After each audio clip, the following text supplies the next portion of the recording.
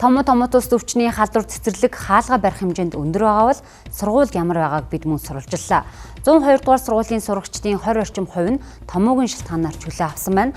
Сургуулийн зүгээс сургалтын үйл ажиллагааг захимд шилжүүлэх эсвэл амралтын хугацааг наашлуулах зайлшгүй шаардлагатай байгааг ярьлаа.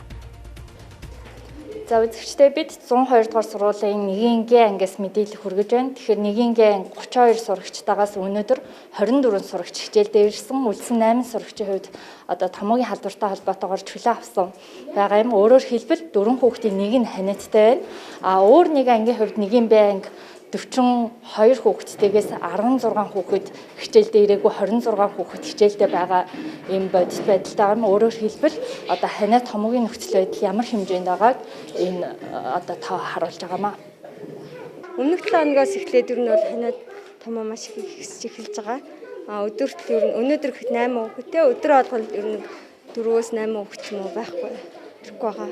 Одоо манайх чинь 1-р анги болохоор ер нь бол шинэ өсөг үзэж байгаа. Аль болох хүүхдүүдэд явуулаарай гэж хэлж байгаа боловч яалтчгүй хүүхдүүд маань одоо халуураад бөөлжөд байгаа учраас өвчний акт өгөхгүй болохгүй байна. Хуваар одоо гэрээрээ давтуудъя гэсэн эцэг эхчүүд маш их байна. 102 дугаар сургууль 1712 сурагчтай. Үүнээс өнөөдөр 320 хичээлдээ ирээгүй. Сүүлийн 2-7 хоногт тэр дундаа энэ 7 хоногт хүүхдүүдийн дунд томоогийн халдвар эрчимтэй нэмэгдсэн байна. Мөн багш нар эхнээсээ чөлөө аваад эхэлжээ. Халдварын тархалт нэмэгдэж байгаа учраас сургуулийн эмч нэг ангид 10 орчим амны хаалт тарааж шаардлагатай тохиолдолд хүүхдүүдэд ийм өгч байгаа ч энэнд хангалтгүй байгааг хэлж байлаа. Нэгэнт ирсэн хүүхдүүдийг бол буцаах боломж их багтаа болчдөг. Тэгэхээр одоо яаж хийж байгаа л хичээлд нь суулгахаас өөр аргагүй болоод тэгээ бид нэр болохоор эрэхт нь бол боломжтой эми материалаар хангаад тэгээ эмнүүдэд тарааж өгөөд тэгээ маск зүйлгээл суулгаж байгаа. Баг дунд ангийнхан бол нэлээд төлхөө халдварлаж байгаа. За ахлах ангийнхан бол харьцангуй байгаагүй.